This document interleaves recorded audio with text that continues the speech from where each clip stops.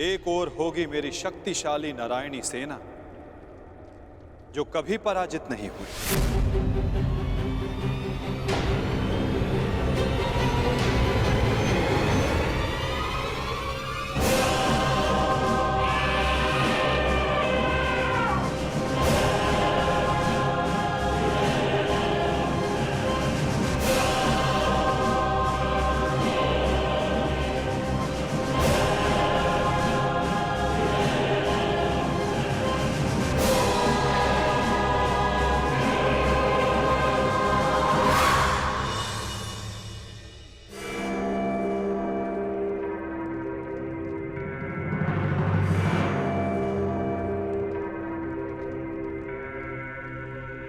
और दूसरी ओर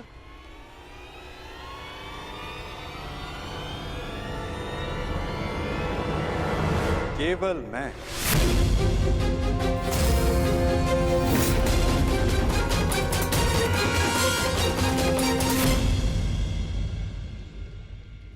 अकेला और निहत्था। मैं वचन देता हूं, किसी भी परिस्थिति में मैं इस युद्ध में अस्त्र नहीं उठाऊंगा।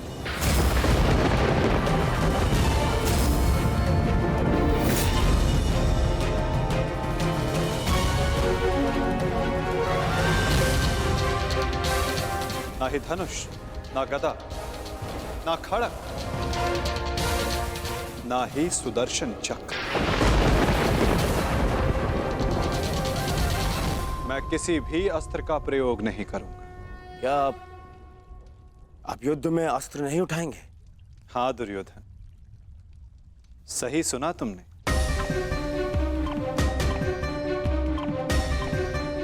मैंने निर्णय ले लिया है कि मुझे क्या चाहिए। नहीं दुर्योधन, पहले तुम्हें मांगने का अवसर नहीं मिलेगा। क्या? ये मांग कुरुवंश के मध्य हो रही है और अर्जुन तुम्हारा अनुज है, और धर्म कहता है कि मांगने का पहला अधिकार अनुज का होता है। कोई अनुज नहीं है, वो शत्रु है ये मेरा। और आपने ने कहा था जो आपके समक्ष पहले आएगा आपका समर्थन उसी को मिलेगा। मैंने अपना वचन निभाया दुर्योधन। तुमने कुरुवंश को समर्थन देने की मांग की और कुरुवंश के लिए मैंने अपनी शक्ति को 2 भागों में विभाजित किया। अब विषय नीति का है दुर्योधन, और नीति के अनुसार प्रथम मांगने का अधिकार अर्जुन को।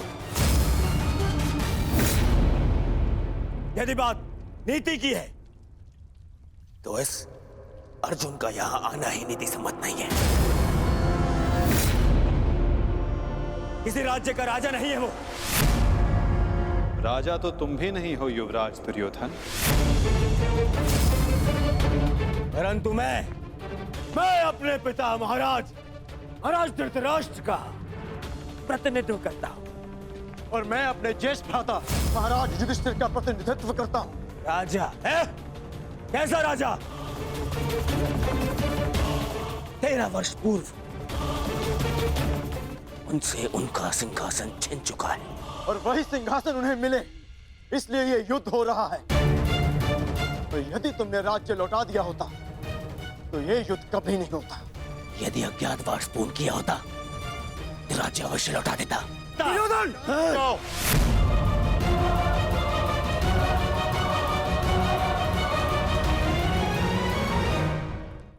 यदि अज्ञातवास पूर्ण किया होता तो राज्य अवश्य लौटा देता। दुर्योधन! शांत हो जाओ तुम दोनों।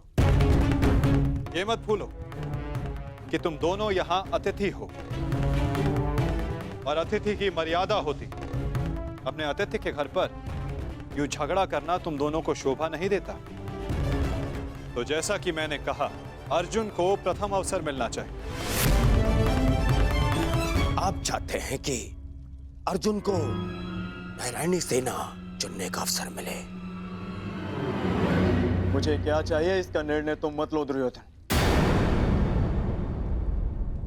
माधव, आप अस्त्र उठाएं या ना उठाएं, मुझे मेरे पक्ष में केवल आप चाहिए। मुझे नारायणी सेना से कोई मोह नहीं। यदि नारायण मेरे साथ है तो मेरे लिए पर्याप्त है। मुझे आपकी सेना का नहीं, आपका समर्थन चाहिए।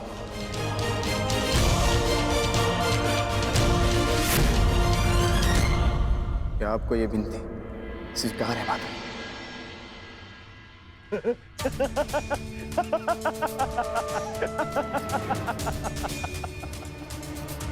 अब समझा मैं। ये 12 वर्ष के वनवास ने तुम्हारा क्षत्रिय गुण ही नहीं, तुम्हारी बुद्धि भी हर लिए। मूर्ख, स्वयं मेरे गले में विजयश्री की माला पहना दी तुमने तो स्वयं अपनी पराजय का मार्ग चुन लिया। इतनी विशाल शक्तिशाली अपराजय सेना को ठुकराकर, और तुमने चुना निहत्थे कृष्ण को, जो अब कदाचित स्वयं की रक्षा भी नहीं कर पाएगा युद्ध में। दिख रहा है मुझे कि कैसे तुम 5 पांडवों के शवों पर अट्ठास मारकर उत्सव मना रहा हूं मैं।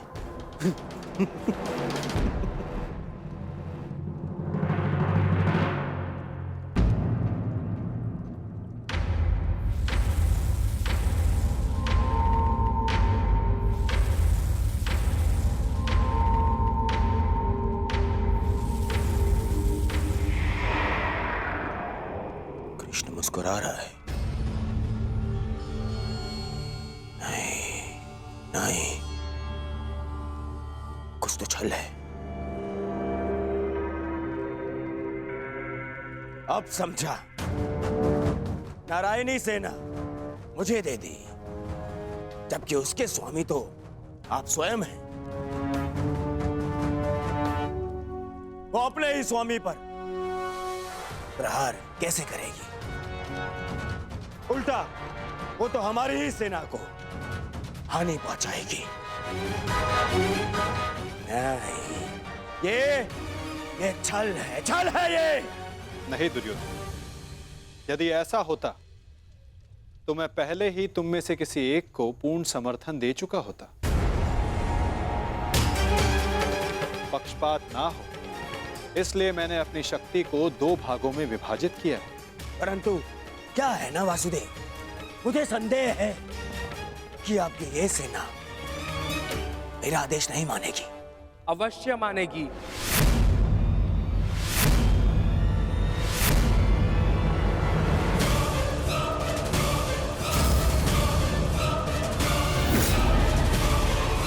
क्योंकि मैं नारायणी सेना का नेतृत्व करूंगा।